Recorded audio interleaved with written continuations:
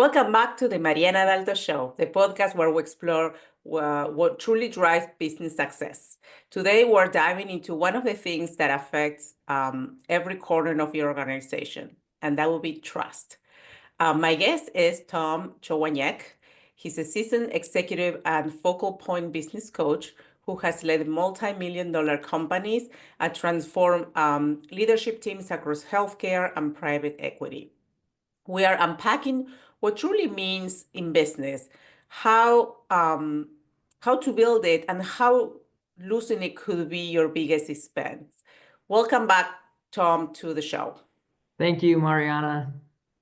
And Tom and I will go back, like we know each other. We're both business coaches, so we have a lot in common. We have talked in many opportunities. So this is I love having you in the show, having you as part of bringing you with my community, with the business leaders to listen. What you have to say about this topic is super important to have trust in our businesses. So I'm passionate about what we're going to discuss today.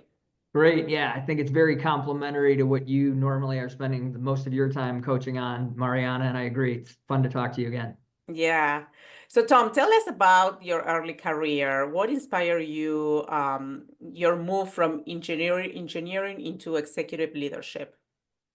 I really just got the engineering undergrad to get job offers coming out of Marquette University in '93. So I got 3 job offers. It was mission accomplished, but it was get my MBA as fast as possible and get into business leadership as quickly as possible. And fortunately, I was able to do that, getting the MBA at University of Chicago in '98. And then I moved mostly into a healthcare career after that, working for large and small healthcare companies.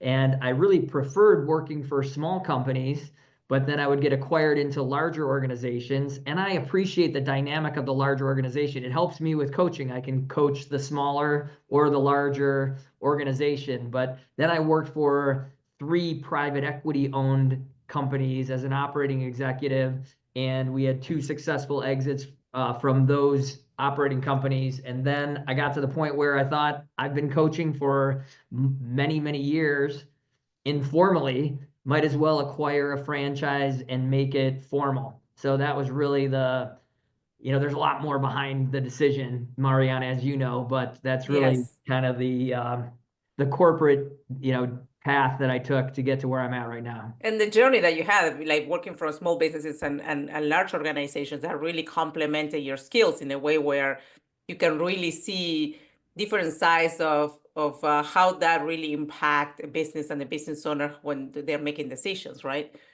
Yeah, absolutely. And really within any organization, regardless if it's small or large, trust is such a critical component. And even if you don't have any employees, if you're a sole proprietor, it's the trust that you develop with your customers and other prospective clients that really can drive the relationships that you build and the business that you're building. Yeah. So you worked for giants like GE Healthcare and McKesson. I think that's how you said it, right? What did you learn about leadership with them and trust, right, in those environments? Because, they are different type of organizations, large organizations. Yeah, I think, you can see the difference between a leader who builds trust. Since there are so many leaders in an Yes. organization, in those organizations, unfortunately, there's a huge amount of variance between the amount of trust that one leader builds versus another. And it's pretty Mm-hmm. amazing. I mean, we all know that the character of a team is driven top down. The team takes on the personality and the character of the leader. But in a team that truly trusts their leader, it's pretty amazing the differences that you see in that team and how they interact. So you almost get a subculture within the larger organization Oh, culture. yeah. Yeah, Big time. Yes, I've seen it in many of the roles that I had in my large corporations that I work as well. Doesn't matter. It's a big corporation, but each team, each department, each business unit has its own culture and its own way of managing their own teams. totally. So private equity environments can be intense. What's a common trust breakdown you saw there when you were working in those environments? Yeah, I think trust is so important, as you mentioned as you were leading in, Mariana. Lack of trust is your biggest expense, and I can talk about some of the details from the Trust Edge Leadership Institute. It's run by a guy named David Horsager, and I'm a certified Trust Edge Leadership Institute facilitator. But the private equity organizations trust may even be more important than the large organizations because, to your point, you're moving so quickly, and frankly, the private equity company moves on from employees faster than you would at a larger organization, most larger organizations. So having that trust and building this trust and getting trust quickly is so important within the private equity organizations, and that's where the 8 pillar framework really does apply very well to the private equity owned companies. And how can a company rebuild trust after a leadership or of the organization failure, or anything that is not working? How can rebuild trust? Because that's probably hard to do. It's really hard to do. It's not anything that's fast. And that's, what I No. appreciate about David Horsager and the Trust Edge Leadership Institute team is they don't pretend that this is a magic formula where you snap your fingers and build trust. Mm-hmm. So it really is actually a regimented process that starts with a team assessment of 40 questions, and the answers to those questions feed into the 8 pillars of trust. So it's really 5 questions each for the 8 pillars, and then you have specific ways, methods, and tools to build each of those 8 pillars of trust. So to rebuild is not something that happens overnight, to your point, Mariana. It's kind of like I know you've probably heard this one, you build up the trust bank a little bit at a time. The withdrawal can happen so incredibly fast. It takes like 10 times Oh, longer to yes. build up the trust bank than it does to withdraw from it. Yeah. So let's go over the 8 pillars of trust. Do you want to start maybe talking about what are those 8 pillars are? Yeah, I mean, before I mention that, I'll just give some stats. Another nice thing about Oh, yes. David and the Trust Edge Leadership Institute is every year they do Trust Edge Trust Outlook, and Mm-hmm. so they get some really interesting factoids. And then David, started 20 years ago, 25 years ago with his doctoral thesis on trust. And it's been interesting because a number of the elements have not changed. So some of the stats are only 13% of employees trust their senior leadership. Only 13%. That is Uh, very low. it is incredibly low. But then on the flip side, 50% of people say they would work longer hours and be better employees or team players if they trusted their senior leadership. At 1 out of 2. So that's why it's worth your time to develop the trust edge, or what Trust Edge Leadership Institute calls the trust edge, because it's not a sales, at the core, it's not a sales marketing strategy issue. It is a trust issue. Once you have the trust, obviously you need to have strong plans, as you very well know, for marketing and sales and Mm-hmm. strategy to be excellent. But you really need trust at the core and at the foundation.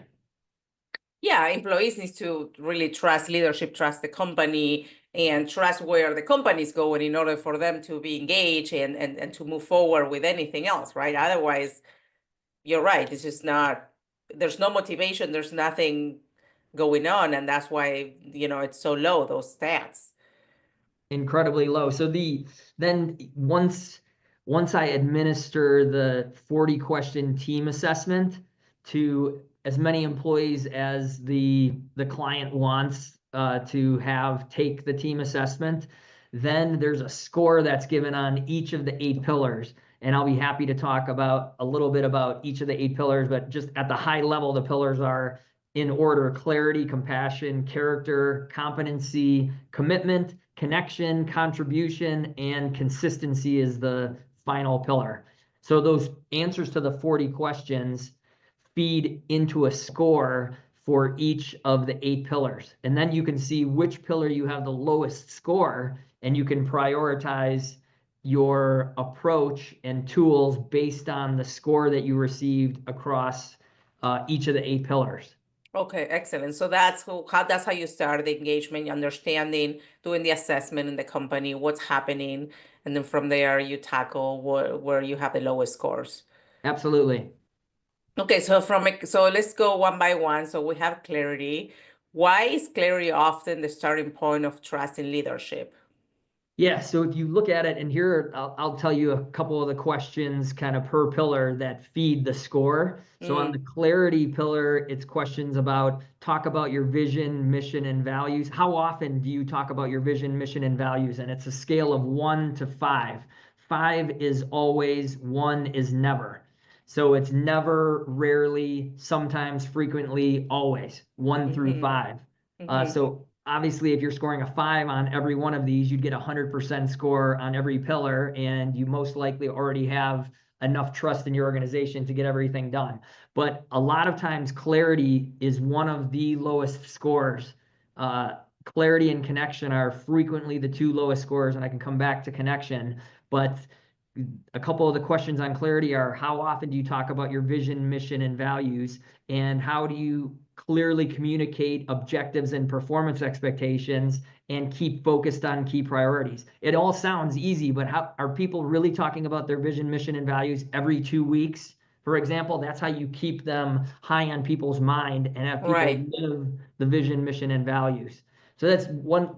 People usually are falling short on clarity, and it's not for want of trying. It's just difficult to be clear. It's tougher to be clear than it is to be ambiguous, and people Mm-hmm. trust the clear and they distrust the ambiguous or overly complex. So Right. So then if you're given direction on what to do and you don't have a clarity on where you're going, what's your mission, then that's where might be a disconnect, where you're always on top of really talking about those the mission, the values and everything, then that's how it makes the connection, right? absolutely. So that's the reason it usually is the starting point, because it usually is the lowest score. Mm. And then so you connect clarity with connection. What's where the connection comes in here? I was really only saying that the connection pillar is the second lowest score normally. Ah, But yeah, I mean, we can come back to that. It's just the clarity and connection are frequently the lowest scores. But some people score and some teams score pretty low on all 8. I mean, the global average is 67% score. mm-hmm. So, barely over that 3 score, of sometimes doing things, not even frequently, and definitely not always. So So most it's of a it, scale from 1 to 10 for one to each. one to five, 1 to 5. Oh, 1 to 5. Yeah. Okay, I see. Okay. And then so the next one is compassion. So in high pressure environments, how do leaders balance performance and compassion? Because that's a tricky one. It's really tough. It's really tough. And the biggest thing on the compassion, and the number one reason that people leave organizations, is not feeling appreciated. So yes, Yes. express appreciation. That's actually one of the questions that feeds the pillar. How often do you express appreciation to others for their contributions? And And genuine yes, appreciation, not just saying yes, yes, yes, but like really you need to be genuine about it. totally, and that's specific, personal, and authentic is the Yes. guidance. Yeah, that's given in the compassion pillar. And that's, I mean, and it sounds so easy, Mariana, but a lot of people aren't good at it, and you Oh can no. develop that skill. You can develop it. Everything can be developed if Yeah. if you put your mind to it and you understand the value and why, if you're a leader and you want to really grow the business. So then the next one is character. So how do you Yeah. spot true integrity in a leader? And then that will be kind of like a good one. Yeah, I mean, integrity is a huge key within character. Integrity is the number one quality that's desired by leaders. Mm-hmm. And so some of the questions within the character pillar are: how often are the leaders acting with integrity, exhibiting trustworthiness, and accepting responsibility for mistakes? So a Mm-hmm. big thing that you can do within the character pillar is admit admit to making mistakes, and be open and transparent about making, what mistakes you may have made, and that you've accepted responsibility for it. And that will feed your character and your integrity score. Okay. So the next one is competency. So you talked a lot about staying fresh. What are your go-to ways to stay relevant? Yeah, and I think, I mean, this is a great one for the show, right? We're little advertisement. Getting a coach or a mentor is a great way to stay fresh and relevant and capable. Podcasts are also another, reading, staying on top of current events. Those are all good ways, but I mean, coaching is probably the best approach to staying fresh, relevant, and capable and challenging yourself. Yeah, I mean, everything is moving so fast nowadays that, if you're taking courses or reading old books, sometimes it's outdated. I mean, you really need to be on top of like what's happening like all the time. It's just like the technology and information is moving so fast, and that's how you really need to be on top of it. And you can lose trust. People can lose trust in you if you are still doing things the same way you did Yes. 15 years ago.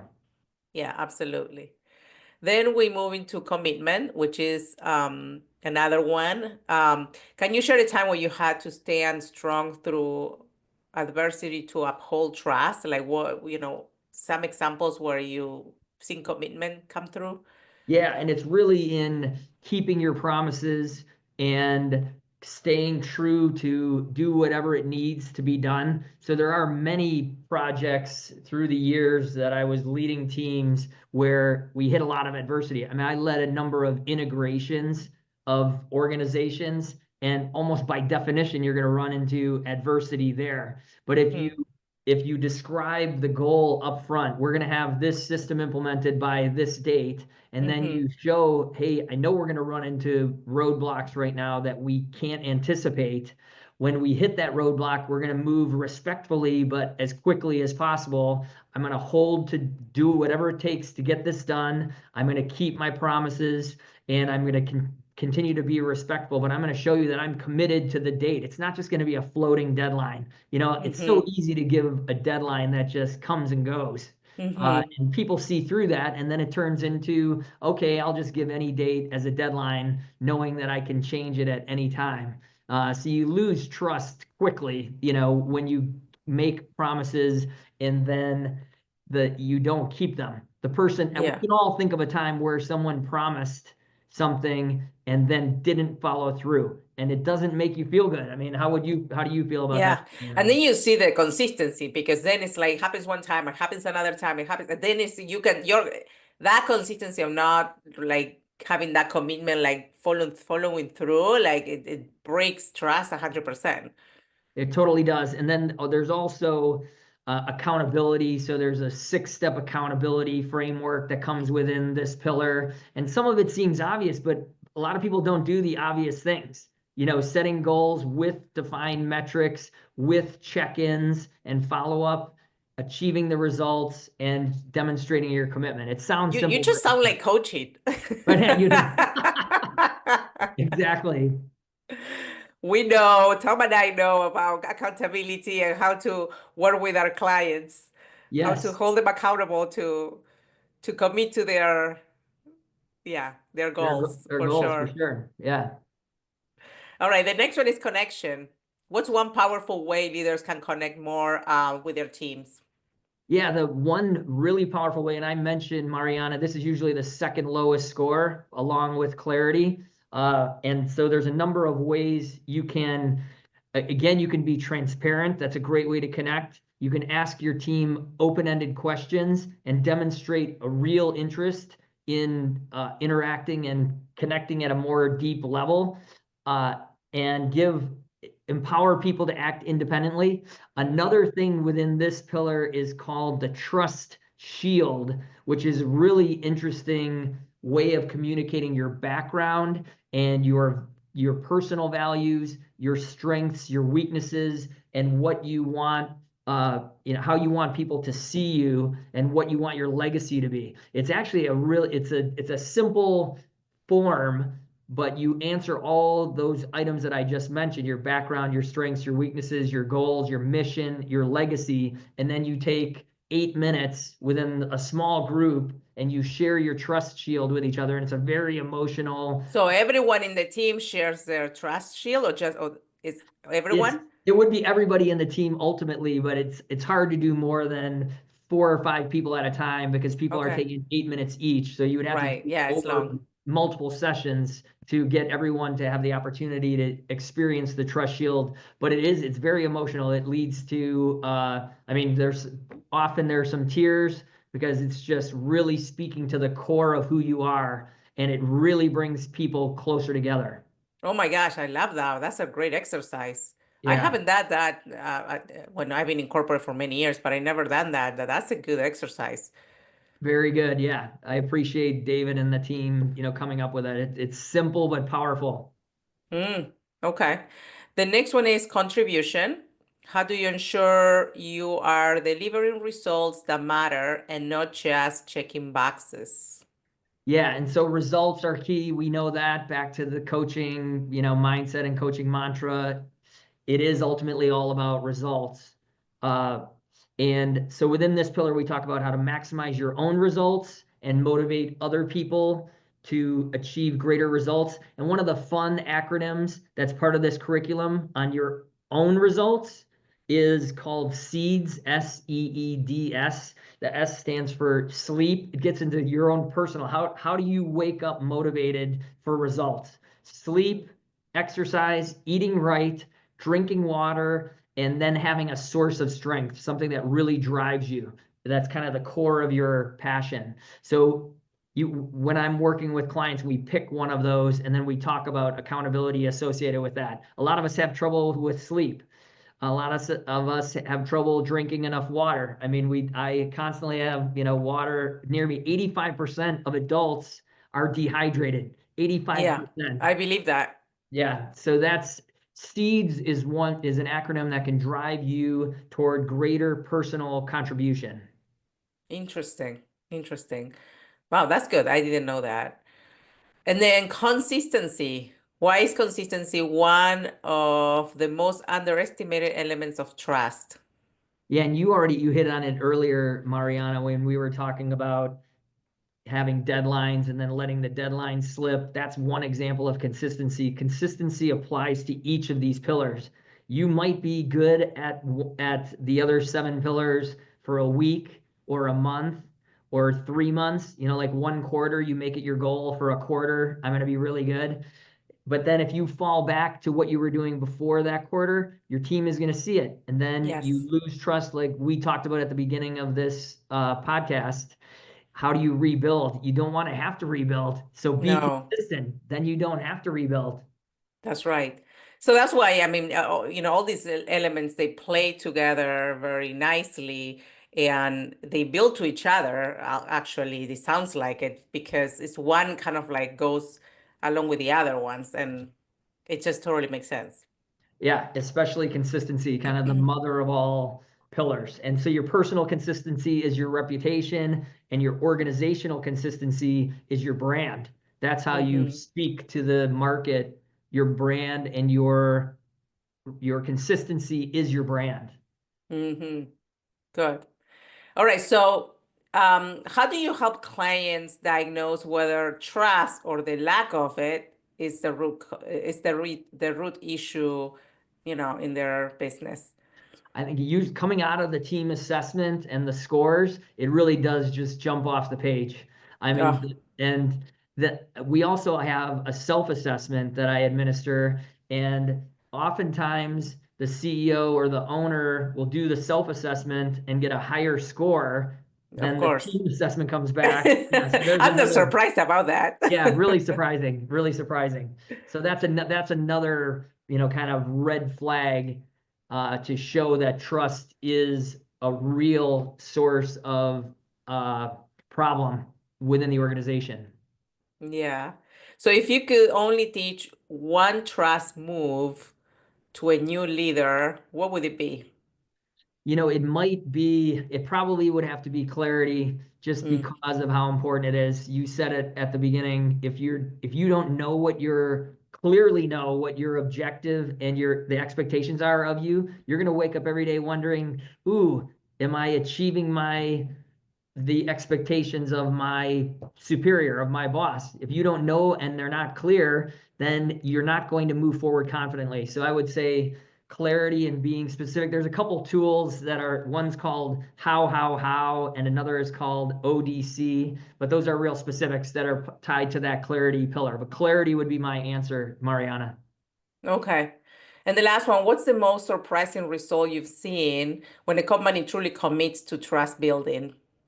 Yeah, I think when the leader, especially the times that I've had that gap between the self-assessment and the team assessment, when that leader admits to him or herself, okay, there really is a disconnect between what I think I'm doing and what the team is receiving. It makes a huge difference. It makes a huge difference. It's just acknowledgement, kind of setting ego to the side. So being humble enough to accept that the team is not exactly where the leader thinks they are. That makes all the difference, because then we can work through a lot of these tools. It's quick. This is not like a multi-year. I mean, you can't snap your fingers and build trust, but you can within 90, 120 days, you really can. You can see a difference, and you can do the assessment, the team assessment over different periods, and then you can see Just the the advancement. progress going better, getting better and better. Exactly. Okay. So then basically you come in, you give the assessment to the leaders and the teams, like, and then you look at the data and then you spot like the big uh hot spots and then you start coaching from there. Exactly. And then reassess. I mean, do the assessment again, and like you just said, see the progress. Okay, excellent. Anything else that you want to add to this topic, which is amazing? I really like it. No, I mean, nothing else. I appreciate the opportunity to talk to you and be a guest on your show.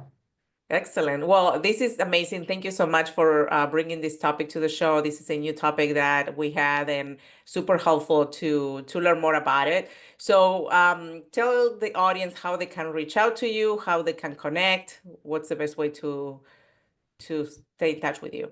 Yeah, you can Google me and you'll see my website.